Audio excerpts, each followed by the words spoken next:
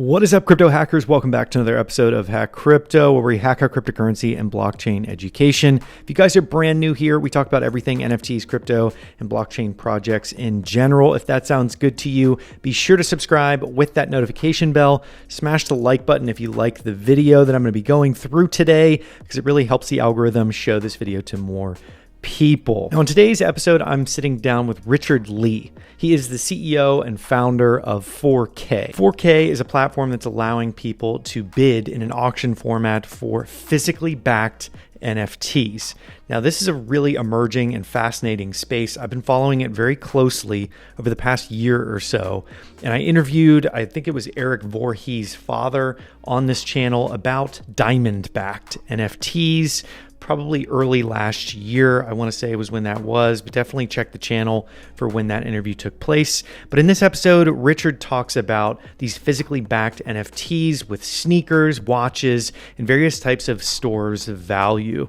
And these are in the collectible format of physical goods that are shipped to a vault that is kept in these different areas across the world. And then a minted NFT is sent to the owner of that asset, and they can then sell it on any different marketplace. Obviously, the 4K marketplace would be where they want it to be sold.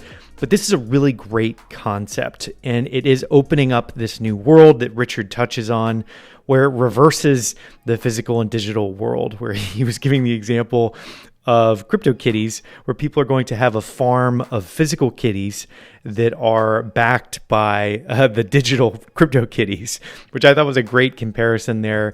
And it's reversing the way that we think about physical and digital goods, where people are going to be using these physical goods or trying to accumulate physical goods just to make them digital goods because of that verifiable ownership component here. So I'm really bullish on this project. I think it's a really great idea. There's a provable funds aspect where in order to participate in an auction, you actually have to have the balance of the minimum to get in to the auction, which prevents bots and all these different types of aspects to it. And there's a lot of provably fair aspects here as well that I really enjoyed digging into. But without further ado, let's jump into my interview here on Hack Crypto with Richard Lee, the CEO of 4K. What is up, guys? I am here joined today by Richard Lee, the CEO and founder of 4K. How's it going today, Richard? Hey, how's it going? Good to have you. Good to have you. So it's always good to meet another NFT enthusiast like yourself. But before we dive into 4K, let's talk a little bit about your crypto origin story. How did you get into the crypto space and NFTs? Sure. So, it was quite a long time ago. I think I was a super nerd growing up, and I think about probably around 9 or 10 years old, I joined IRC. So I've been part of the IRC kind of community for some time. Found out about cyberpunk somehow. I don't even know how old, around maybe 16 years old, maybe 18 years old, just kind of got involved. And in college, that's when I really was on the original mailing list, and found out about Bitcoin. I thought, when I first saw the thing, I thought, why is it spelled Bitcoin, not a capital C, and there's a space in there? I thought when it launched, I installed the wallet. I thought it was kind of silly because I was used to torrenting, and it took a week, or not a week, a few hours to sync to the blockchain. I installed the wallet again a week later, and it took, a whole day or 2 days to actually sync to the blockchain to use the wallet. I thought, they pronounce this as the future of money, and I'm thinking this is crazy to wait like hours or weeks to actually use the wallet.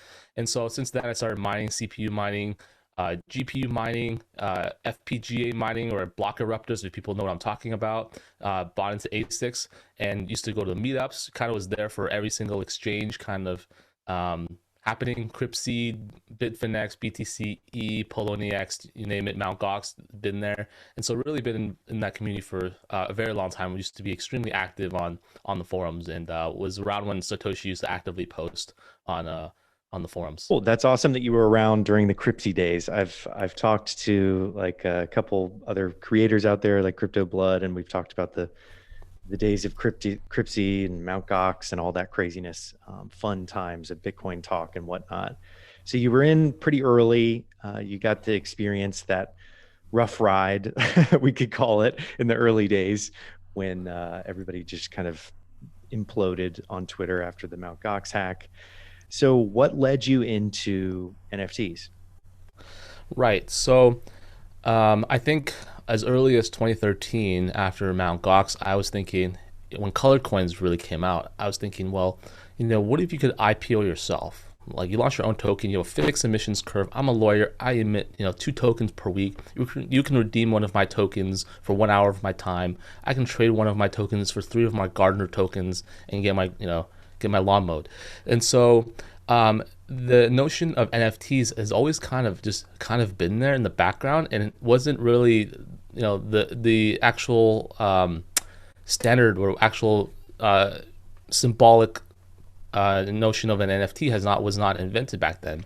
And so around 2017, I really got into a lot more. I was thinking, like, looking at investing, did a bunch of investments in crypto, looking at a few companies. And I've always thought, one particular problem is, how do we bring physical assets on chain, right? There's a few companies tackling this problem, but they're mostly targeting real estate, which I call boomer real estate. I mean, do millennials really care that much about real estate? The millennial dream these days is to not have a roommate. And so I thought, there's got to be someone that brings in assets that we care about, sneakers, watches, or stuff that's interesting, collectible, supreme, hypebeast related stuff. And so I started exploring that stuff, and this is when the earlier days of with Otis or Rally Road, if people are familiar with those platforms. And I thought, well, this is cool. I mean, you can invest in culture and do these things, but they're only open to accredited investors, and primarily from the United States. And you can, I thought, well, a crypto implementation would have been perfect. And so when the notion of NFTs really came out, and the standard like ERC 11721 and subsequently 1155, I thought, wow, this is the perfect vehicle to create something like a digital property rights for physical assets. And so that's when I was actively trying to invest in a company to do this. I don't want to name companies. I chased around many companies for a few years. And at the end of last year, I was like, you know what? No one's going to do this. I'm going to start 4K. Let's do this. Nice. So how does the verification work between the physical and digital? I think there's this really interesting conversation that I was having a couple of weeks back about the difference in having anonymity when you're purchasing things like NFTs on just fully digital platforms versus, a physical address, like you're providing a physical address to, a shipping company that needs to ship you the physical good, right? So I think that, one is equally as valuable as the other because you can verify that it's not a counterfeit. But how are you guys working on the whole verification concept of authenticity? Right. So other companies are, trying to verify by, taking your word. Let's say they go through some form of AI machine learning, take a picture and saying, you got this Rolex Submariner black and it's in excellent condition with full boxes, full papers, and it's not stolen. It's, et cetera, et cetera. But how do we verify that? Like, do we just take your word on it? Are you a trusted member of the community? Do you just take your word on it? What if you don't ship it? What if you ship it and you ship a different item, swap it out for a fake one, and then, you get this whole spat because based upon your reputation and the buyer, it creates all these complexities. So in Web3, what is important is essentially, the trust and authentication layer, but also the transparency layer and arguably some of consensus mechanism. So what we do is you take your Rolex, you send it to us, we authenticate it, we insure it. We do through a full inspection. We produce a condition report saying this is a excellent condition. This is a very good condition, and then we issue you the NFT. And with the NFT, you're able to do whatever you want with that. You could sell it on our marketplace. You can sell it on any other marketplace. You can give it to your friend. And when you want the actual physical item, you send us the NFT, or whoever owns the NFT sends us the NFT, and then they provide a shipping address. And we simply just ship it to them. But the key here is that the NFT and the physical items do not decouple. Because when you go into decoupling, that causes, it creates fractional reserve. He said, she said, this, that. 4K is a storage and authentication layer that allows the meshing of the two worlds. Allows you to trust. There's a high level of trust that these items exist. They'll be in our vault. We're going to do something called decentralized community trust to a certain extent. And these are, being as transparent as possible. And what this does is it allows people to buy with confidence. They know it's authentic. It's verified that it's there. We'll have cameras. You'll be able to view the item there. And as a result, this is I think, a very powerful concept to be able to fully trust and bring these type of assets into the digital world. Because without that trust layer, these assets is really hard to onboard into the digital world. Mm-hmm. And you mentioned that you were starting with four different categories. What are the four different categories, and why did you guys pick those? Right. So the items that we want to start with in the earlier days are items that are what we call investable items, investment grade, not so much consumption based. Are we going to be doing USB cables? No. We're not trying to compete with an Amazon distribution. So investment stuff, and specifically in culture. For example, we're targeting the watch community. If you've ever gone to a Rolex store, AP store, Patek store lately, you'll kind of know what I'm talking about. We'll do sneakers. You see these long lines outside of sneakers stores, the competition on the sneakers app, et cetera, et cetera. We'll be doing some general popular collectibles, whether they be some form of art or some form of, just really popular collectibles. And the last thing we'll probably most likely be doing is trading cards. As you know, there's a massive explosion in interest in sports trading cards, Pokemon, or Magic, all of that. And there'll be a few other categories that we expand at a later date. Got it. So I stand in line to get the new Yeezy sneaker, and I get it, and I'm in line. I then ship it to you, and then you verify and authenticate it using experts you have in house. You make a report. You then create that NFT and send it to me, or do you send me the report first and then the NFT, or both together? Is that We send you the NFT and we send you the report. Yeah, we send it at the same time to you as the seller. okay? But we also tie the report to the NFT, so whenever people view it on the marketplace, they'll be able to see the report. Got it. Got it. And when I come to list it on a different platform, let's say a stranger buys it, do I communicate with them, uh, how the redemption process works, or do they just know? Does the NFT give instructions on what to do? Yeah, you won't have to do anything. The other user buying it, that's for him to figure it out. He's gonna have to be familiar 4K. That's why we recommend users to purchase directly on our marketplace. It makes it very easy. There will be a redemption button. You just go to your portfolio, you click it. It goes through a process. It's very simple. But yeah, the other user will there will be no metadata in the NFT guiding the user on where to go, what to do. Got it. Got it. And in terms of like the spectrum of NFTs, I've been diving a lot more into where things are stored, because I think that there's a lot of counterparty risk that a lot of people have been talking about recently, where metadata isn't being stored directly on chain because of prohibitive fees and things like that. How are you guys looking at the storage for the NFTs? I mean, physical or the metadata stuff. The metadata stuff. Are you guys using like IPFS, or how do you see that? Right. So in the earlier days, we will not be. It will be on the NFT metadata as we issue it. We're not storing any of the. We can't tamper with any of the data that has been issued. We're going to issue unique serialized numbers for every single NFT that has been issued, and you can correspond those with physical assets in our facility. So if we're going to offer a service in which the user can challenge our attestation, so they can say, "Hey, Richard, I don't think I would like proof to see that you have this Rolex with this partial serial number in your facility," and we will actually go into the vaults, take it out, and show it to a camera live. We'll probably stream that to Twitch at a certain date. But as the data that's being stored, we may or may not use something like Arweave or IPFS. We're going to have extremely tight security protocols in place to prevent any form of any security compromises, both on the NFT database and the NFT minting and database or storage side, and also the corresponding data between the NFT metadata and the actual physical stored item, that little cross layer. Got it. Very cool. Very cool. I like that you guys are thinking about that, because I think that that's a very hot topic right now.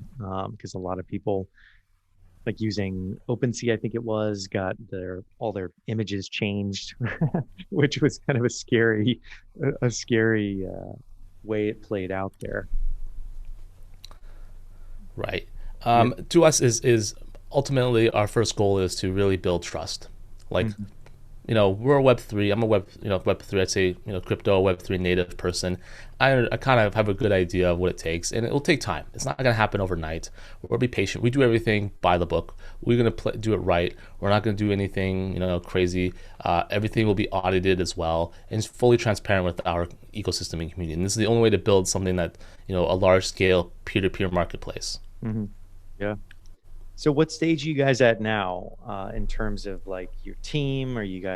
How big are you guys, and are there active drops taking place? I saw that there were some that were listed. Right. So we just closed our C capital. The announcement came out a few days ago. We're building a team. There's a handful of us with a bunch of other people joining on. We're setting up our storage facilities. We will be onboarding sellers very shortly. We have a lot of interest from collectors or large sellers already. They want to be part of the early network. For example, we have one that wants the goal for 4K is we're setting up our first storage facility here in the United States, but we want to quickly expand and have facilities up in Europe, in Asia, and Middle East.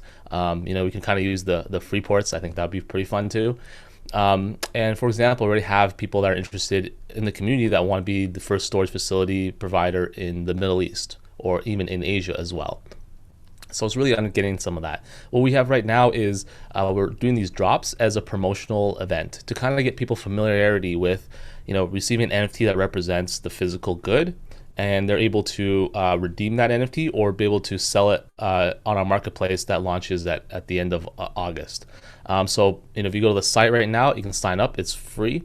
The only thing we require is what we call proof of capital. So to prevent, I bought pretty much every single bot out there for sneakers and electronics. Amazon, Best Buy, sneakers bot, raffle bot. I have them all. And I thought about this problem for a long time. How do you combat the bots on all of these websites? How do you combat all of the backdooring, what they call backdooring, doing these sneaker drops and giving them to your friends?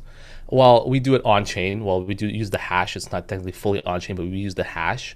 And secondly, your proof of capital. So in order to enter the drawing, you must have that amount of money in your MetaMask wallet. So for example, if you drop some Yeezys, they're about $500 on the secondary market. We're dropping them at retail. They're about $220 retail. In order to enter, all you need to do is have at least $220 in your wallet in form of stablecoins, USDC, USDT, DAI, or Ethereum. And so what it does is prevents large-scale Sybil attacks. If I want to have 100,000 wallets, 100,000 accounts, it makes it very difficult and very cost-prohibitive. The cost of capital is simply too high. And so now you just have it. And when you actually win the drop, that's when the transaction actually occurs and you actually purchase the actual item. And so as soon as after, if you win, you get the item. We give you the NFT. Up to you. You can redeem it right away. You can sell it on our marketplace. You can get a loan collateralized and get a loan against it very shortly. You'll get yield on the NFT as well. You'll be able to interact with all of DeFi. And when you bring these physical assets on chain, that's what it allows, right? It allows DeFi integration. It allows all of the financial engineering and DeFi primitives to be built on top of these assets, whether they be prediction markets, options, derivatives, ETFs. Like, why can't I buy a ETF of some sort representing Rolex to hedge against the inflation, hedge against the money printing? Why can't it doesn't exist? How do I get a loan against my $1 million Rolex collection? I go to a store. Pawn stores, I believe we did some research. They charge 200 to 300% APY annualized in the United States, for up to 400% in the UK on average, and way higher abroad. And so it's also a terrible user experience. So right now, what we're doing, back to where we're at. Right now, we're just doing these drops of promotional item for our community to really build some interest, build some, show people what we're doing, and give a real demonstration of what we're doing. Next, we'll be launching our marketplace. Anybody can join as a seller and come on board. And there'll be many really exciting expansion plans in the future. Very cool. Very cool. So somebody that's been in the space for as long as yourself, me coming in at 2013, I saw a lot of the same things that you saw, and I'm always intrigued by what you're excited about. Outside of 4K, what we've just talked about, your own project. What are some things in crypto that you're really like gets you up in the morning and you're just super excited about outside of what you're working on? Well, great question. I think I'm definitely more on the radical side. I think, but I think it's really three things. I think it's really three key things, and these are my three core investment theses. The first that gets me excited, and I think it's going to be a big inflection point for the entire crypto community, is multi-asset liquidity pools with private transactions. We're talking balancer pool combined with tornado cash. When you can move $1 billion cross asset, like exchange different types of assets completely anonymously with 0.1% slippage, that's kind of the inflection point for, I think, world governments and regulators. That I am looking forward to. I want to see what happens then. The second thing that I'm really bullish on, that I'm really interested in, is social tokens. I've been came down from the colored coins in 2013. I think in the future, humans are innately just tribal, and their value transfer, currency is a form of social value transfer, and having a social token is the ultimate form, the lowest possible friction in the as you go down, for example, from IPO to SPAC to all these things coming out, ICO and all the way down. It's quicker, faster, easy, better. And so eventually I think social tokens is going to become the de facto standard on how value is transferred among people. You're going to wake up one day, work, and earn some Lady Gaga tokens, and then you're going to go exchange them for some Mark Cuban tokens, and you're going to do these things, and you can pay for coffee with them, and they'll be swapped on the back end. Social tokens I'm very bullish on. And the third thing that, and that's really what 4K is doing, is physical assets on chain. Because when you bring physical assets on chain, it opens up an entire new realm of possibilities. Like, let's say in the future, look at Zed Run, the horse racing game. What if we NFT'd a real life horse, we give him some stats, we bring him into Zed Run. Now you can bring him into Zed Run, you can start breeding with all the other horses, or Axie Infinity. It's the meshing of the two worlds. Like, let's say in the future there's a VR Tinder game. You have your avatar, you have a Rolex on your avatar. In order to have that Rolex, you have to have the NFT. In order to have the NFT, you must have the actual, have the money to buy an actual physical Rolex. It's the meshing of the two worlds. I like to think it's kind of a reverse Tamagotchi in a sense. I was joking that the other day, I was joking that I think, we're going to see a point reverse where we're actually seeing people physically farm for virtual assets instead of the opposite. People used to, farm virtual assets for physical dollars. We're going to see the opposite. We're going to see people with cat farms or llama farms, and they bring these these items and then bring them into the video game like Axie Infinity or CryptoKitties. Imagine having a cat farm, issuing NFTs for every single cat, bringing in the CryptoKitties and crossbreeding them with all of the different other cats. Like that's going to happen.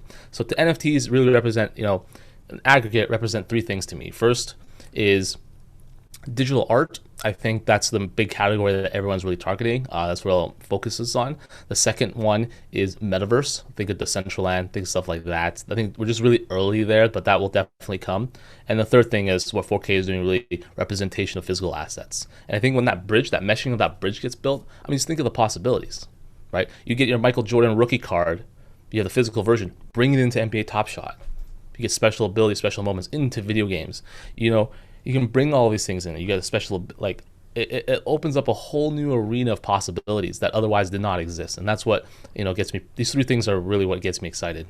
Yeah, well said. I do love the idea of the physical and digital world merging. I've talked about it quite a bit, and I love it. That was part of the reason I really wanted to talk to you, is just because I think that it's such an underrepresented space, and it's so nascent, like it's so early to be building in it. So that's super, super exciting. But those are all the questions I have for you today. Where can people go and learn more? Yeah, so very easy. Just go to 4K, the number 4 in the letter K.com. We have an announcement post so you can kind of read more about it. I'd say get involved, jump on our Discord, follow us on social media. We're going to have some pretty exciting news coming up. And I think if you're a collector, if you're a reseller of sneakers and arguably wine and watches, please contact us. We're going to have a really awesome program for sellers.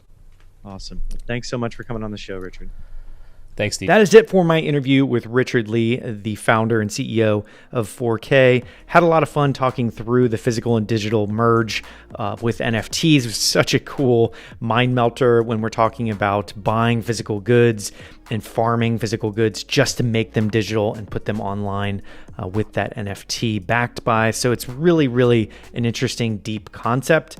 And we're just at the beginning of this. So all the links to 4K will be in the description below. This isn't a sponsored interview or anything like that. I'm just really interested in this physical backed NFT concept. I think it's really cool. And I've had some great conversations around the anonymity piece and sacrificing that for the physical because you are getting it shipped to an address. Once again, that could be any address that you just go and pick something up at. So it doesn't necessarily always have to be everything about you that you're sharing. It's a physical address where it's shipped. And I just think that the verifiable ownership offsets the anonymity piece. And that is my opinion. Definitely leave a comment below what you think. Is it more important to stay anonymous and have that NFT, or with the physically backed NFT, are you willing to verify ownership with that physical good? So definitely leave a comment below. Slap a like, shows this video to more people, and I will see you guys on the next episode of Hack Crypto.